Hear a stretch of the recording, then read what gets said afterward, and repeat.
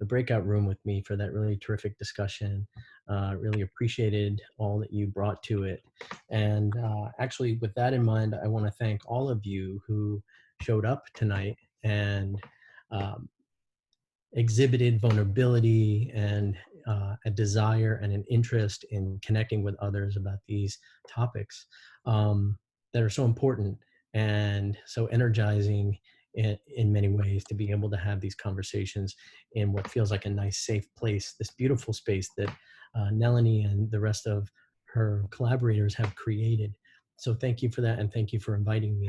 So I want to make sure I get this right. I'm going to start by having each of the facilitators uh, give about a 45-second kind of review, of kind of high-level review of how those discussions went in your breakout room. And I will go last, and then with whatever remaining time we have, I will share a few words with all of you. So if someone can help me, I foolishly cannot find on my notes the names of each of the facilitators. So maybe you could type them in the chat box for me, and that way I will know to call on each person. With that, I will have Marie Faley. If I'm saying your name right, I hope I'm saying it right. Marie Faley, would you please go first? I will. I'd love to. Interesting that there were people from the East Coast and the West Coast in the group, and they talked about the different views of police in East Coast, West Coast, and the police state of the East Coast. Again, it was brought up that Donald Trump is doing us a favor because he's waking everybody up to, by talking about racism, he's waking people up to racism. The pandemic is highlighting our lack of leadership, and America is mentally backward, and education is very, very important to guide us to a much, much better space. Thank you very much for that succinct and well-timed review. Let's go with Dr. Clifton next, if that's all right. Make sure you unmute yourself first. So we had a very depthful conversation, and really, using the guiding of how to have constructive connection. It was sort of highlighted by each speaker in the group that spoke from their heart, that it was really through vulnerability, contacting the deeper self, seeing the fear in everybody we're talking to, and speaking out of the soul, and that kind of ignites cars going by, ignites a common humanity that opens the path towards empathy. But, geez, airplane going by, a car. So I thought it was very fruitful for all of us, and pointed to ways that we can try to develop this sense of poise. If we're in our centered self, we don't have anything to be afraid of, because we're living our own truth, and that has an ability to strike a chord in other people. So it was very, very fruitful for me. Thank you so much, Dr. Clifton. Jan, would you please share? We had a wonderful group of women, and Aish, if you can hear me, I'm sorry you dropped out. I will, we can follow up. I'd like to follow up. I think she had a technical issue. That's what I'm saying. The dropout is that she just disappeared and came back. I think what I want to report is that there was extraordinary courage displayed in the stories that people shared with us. And there were two stories that really stood out to me, where an individual, a person of color, twice confronted graphic displays of racism, one with the boss that she works with. I'm thinking of the second story I'm telling you. she took the courage to have a constructive conversation with her manager. She is a manager, and she went to her boss and as a leader and said, you know, we really, as the only person of color as a manager, we need to address some things that I see as insensitive. As a result, her boss listened very openly. The images on PowerPoint started to change and reflect people that showed the variety of people within the organization. This person is expecting a child, and there was a virtual baby shower, and all of the books that this person received had images of people that looked like her and the baby, which we haven't seen the face yet, but pictures that the family would relate to. And the courage and the openness with which this woman spoke really has reaped benefits for all. I think it really speaks to the need for all of us to stand and have these conversations. She also, do you mind if I tell one more story? Because it's just phenomenal, or I'll stop. Sure, you can certainly share. Stepping into a store where cabinetry and things were being sold, she walked into the showroom and there was a picture, she said probably from 1905, of two children playing, a white child and a black child. They're playing in mud. The white child's pristine, the black child is a mess. So she said to the person that was in the store, who said, can I help you? Please remove that sign. That's the first thing you can do to help me. And the sign was removed. The objects were delivered to her house, and there was a misunderstanding about time. She was early, they were basically on time, but she heard them saying in phone calls of trying to connect to her to say that they were there, oh, she's late, she must be on CP time. To which, when these people arrived, she said, we need to talk about something I heard on the phone. And she then, and they apologized, she then took it to the manager and to the owner of the company and said, I'm not going to the press, but your company needs to change. I just found this to be extraordinary. And we heard other stories like this. She spoke of having the uncomfortable conversation and doing it with dignity and doing it in ways that can move things forward. And so I just wanted to share those because those are two, I thought, extraordinary stories that were shared with us. Thank you, Jan. You're welcome, and thank you to the person who shared it. Great. Natalie? Hi, everyone. We had great conversation in our group, really starting with looking at the relationships that we're having when we're talking about constructive discussions and understanding that the reasons why we need to have these discussions are because we're finding that people are in this situation and at this time masking. They may be dismissive. We may see signs that there is a struggle to preserve a status quo that we know and we feel that it is not right. We also know that because people are in relationships that situationally were great in the past, sometimes we're reluctant to look at what is actually happening and unfolding.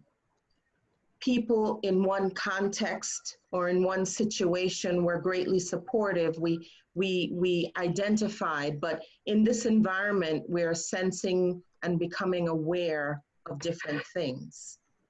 We're also, even if we're having these conversations, noting that people are hyper-focused on single acts, single events, but recognizing the importance of getting to the root cause. The conversations that we need to have need to be not focused on one or two things, because then we actually lose focus, right? We lose the opportunity to talk about those uncomfortable things. We also recognize that social media has opened our eyes to be able to see other important behaviors and signs and red flags from language used, posts that are liked, that give us a different perspective of the people who may be in our close circles. What do we do about that? So we talked about really taking the opportunity not to jump off in terms of passion, but pulling back and getting the information we need to proceed effectively. How we say things, when we say things, using the right approach with information, understanding that people are a product of their environment, but we have an opportunity to share more. And sometimes, believe it or not, we have conversations that are nonverbal. The way we act, carry ourselves, behave, cue people into, we're not the stereotype that you might have thought. And so that might be an opening for further dialogue on change. And we really left our conversation. We were getting into another piece when one of our participants brought up the interaction between Senator Yoho and Alexandria Ocasio-Cortez, and the fact that her rebuttal and her response was measured, well thought out, constructive, and instead of being an emotional reaction, has created a wave of different thought by not only the people who are her peers, but the public at large. So these constructive discussions matter. They make a difference. And we all have the opportunity to start very small from our own experience. Sometimes we may not have the experience, but our awareness should prompt us to see things differently. We had the see something, say something, takes on a new meaning for us now and really prompts us to act differently. Thank you so much, Natalie. Michael. Thank you. In our group, I think two things that kind of reigned prevalent. One, which is around and having kind of these crucial conversation or constructive conversation, particularly around race in the workplace, the meet them where they are, I think is so important in regards to creating just an overall foundation of understanding and just a middle ground we can just grow and build from. And so I think that's important, especially as you think about people that you work with or people you may see on a day-to-day basis. Because right now everything's so intertwined between society and the workplace, it's really important that we create kind of that those guidelines about respect and decency and compassion and caring and love in our communication with people that we work with. And I think the second thing that kind of reigned prevalent also too was just, we talk about being courageous and brave and speaking up in this moment, but also to just the risk of that as well. And so, you know, I think you have to kind of weigh out what's more important to you in those instances in terms of, is it worth staying at a place where you're unhappy and you're oppressed and you don't feel appreciated, you don't feel valued for the sake of just having opportunity? Or do you use that as fuel and just motivation to step out and say, you know what, regardless of the money, regardless of the prestige, regardless of the company that I work with, end of the day, my happiness and the fact that I matter and my values matter to me are more important. And so if that causes me to have to leave a job and be unemployed for a little bit until I find that happiness, then that might be a decision that I have to make in order to live with myself every day, look myself in the mirror and say, you know, I'm truly working on being a catalyst for change. So. Thank you, Michael. So I will share about my group. I had a terrific group. And I would say if there were two themes that really rose to the top in our group, they would be tribe. The the consensus, I think, across the participants in our group talked about how starting with those close to us who we have trust and have built trusting relationships with, even and in some cases, especially when they may disagree with us about these important and challenging topics, is where most in our group felt was the best place to have these kinds of conversations. And those were with family, with close friends. In one case, with one member in a group of elementary schoolers, which is a tight, almost family-like environment. And that second theme around celebrating small victories seemed to emerge around those challenging conversations with those trusted relationships. And one member of our group even likened it to grains of sand on a scale, which slowly over time start to shift the balance.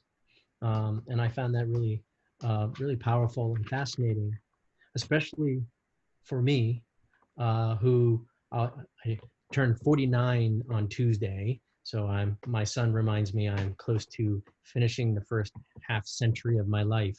And a great deal of that first part of my first half century was spent with the mindset that I was a social justice warrior. And I would stand up and with all the force and power necessary to all those outside of my tribe, I would go after it. And I think as I've gotten older and I've learned more about communication and I've gotten new communication degrees and I've worked closely with people, but also especially I've worked very closely with organizations that are working to make a big difference in terms of implicit bias, unconscious bias, racial bias, social justice, where I've worked on projects where I found myself at the White House in the prior administration, in the New York City mayor's office, working to reduce gun violence, with a digital organization called Table Tribes, speaking of tribes, which existence was to leverage technology and the digital space to create connections that led to offline face-to-face conversations about topics that are very important and in many cases very challenging. And one thing that I see in that, and also in each of the reviews from all of the facilitators this evening, is that there is something central, and that is communication. And as Melanie mentioned, in addition to being a professor of values-based leadership, I believe that we can view leadership not only if we're in a leadership position, but also in how we lead ourselves. And I would love to share with you that it's my view that the more we are able to be intentional in how we lead ourselves, the more we'll be able to have these difficult conversations with people both within and outside of our tribe to really, truly drive change. And that's because I believe that leadership, whether it's leadership of self or others, is about relationships. And at their core, relationships are about communication, both verbal and nonverbal communication. And with that, I would love to share a quote with you that inspires me in my work by a man named Keith Yamashita, who's the co-founder and chairman of a great transformation company called SY Partners. His quote is, and it's about business, but I believe it's really related to all of what we're talking about. He said, so much of what we learn about in business is about the exterior world. It's about things like goals and objectives, about the physical world. And yet, the process of transformation is about our interior life. It's about the conversations we have with ourselves. It's about our values and our beliefs and whether they engage and nurture us or hold us back. And he went on to say that it's where our interior life meets our exterior impact where real transformation happens. It's at that intersection. And I really believe in that. And I believe that if all of us work as hard as we can to raise our own self-awareness, understand our own story, understand how our experiences have impacted us, and also understand how we can self-manage in the moments that most trigger us or most make us feel emotional or hot or angry. It's that self-awareness and self-management that will allow us to have those more difficult conversations with greater impact. Because as we talked about in our group, to be really fully present and engaged with people, which you can only do if you're really self-aware, really confident in who you are, and really able to quiet your inner dialogue enough to fully put your attention on someone else.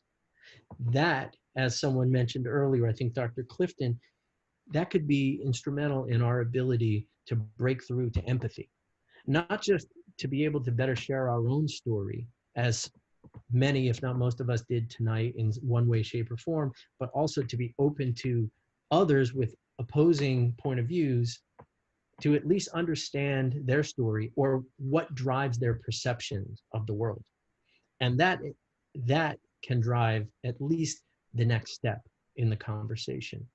And as my group put it, even those small celebrations of small victories can be that additional grain of sand that can help us have these difficult, challenging conversations. So I just want to say thank you, all of you, for being here, and thank you for allowing me to contribute in a small way. This is a really amazing space that you, Nalini, and your partners have created, and I'm so grateful to have been a part of it, and to start to meet some of you, which in some way I could consider a new tribe.